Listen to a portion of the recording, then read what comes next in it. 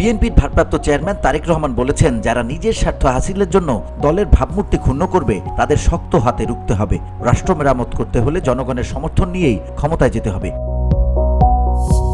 BNP রাষ্ট্র মেরামতের যে প্রস্তাবনা করেছে তা বাস্তবায়ন করতে অবশ্যই জনগণের সহযোগিতা লাগবে। যে কোনো মূল্যে জনগণের সমর্থন ধরে রাখতে হবে। মঙ্গলবার দিনব্যাপী গাজীপুরের টেকনকপাড়ায় স্থানীয় কনভেনশন সেন্টারে রাষ্ট্র মেরামতের 31 দফা ও জনসম্পৃক্ত শীর্ষক এক কর্মশালায় ভার্চুয়ালি প্রধান অতিথির বক্তব্যে তিনি এসব কথা বলেন। তারেক রহমান বলেন, দেশের প্রান্তিক পর্যায়ের মানুষের কাছে বিএনপির মূল লক্ষ্য ও উদ্দেশ্য পৌঁছে দিতে হবে। দেশের মানুষ বিএনপির দিকে তাকিয়ে আছে। মানুষ যখন তাকিয়ে থাকে তখন কোটি কোটি মানুষের দায়িত্ব এক বিশাল দায়িত্ব। তিনি দলীয় নেতাকর্মীদের উদ্দেশ্যে বলেন, বিএনপির প্রত্যেককে একজন রাজনৈতিক কর্মী হিসেবে মানুষের আস্থা অর্জন করতে হবে। জনগণের সঙ্গে থাকুন, জনগণকে সঙ্গে রাখুন। আমরা জাল ভোট দিয়ে কারচুপি করে নিশি ভোটে জোর করে ক্ষমতায় যেতে চাই না। মানুষ মুক্তভাবে ভোট দেবে এমন একটি মুক্ত পরিবেশ তৈরি করতে হবে।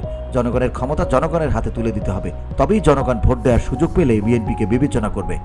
আমরা 31 দফার মাধ্যমে দেশ এবং দেশের মানুষকে নিয়ে ভবিষ্যতে কি চিন্তা করছি, কিভাবে রাষ্ট্রের কাঠামোর কিছু মেরামত করা সম্ভব হয়।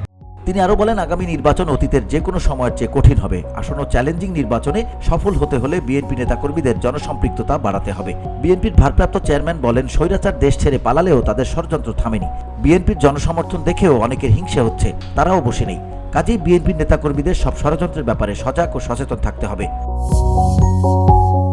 গাজীপুর জেলা বিএনপির সভাপতি ফজলুল হক মিলনের সভাপতিত্বে ও সাধারণ সম্পাদক শাহ রিয়াজুল হান্নানের সঞ্চালনায় অনুষ্ঠিত কর্মশালায় বিএনপি চেয়ারপারসনের উপদেষ্টা ইসমাইল জবিউল্লাহ, ঢাকা বিভাগীয় সাংগঠনিক সম্পাদক কাজী সাইদুল আলম বাবুল সহ বিএনপির অন্য নেতারা উপস্থিত ছিলেন। VOD Bangla news desk.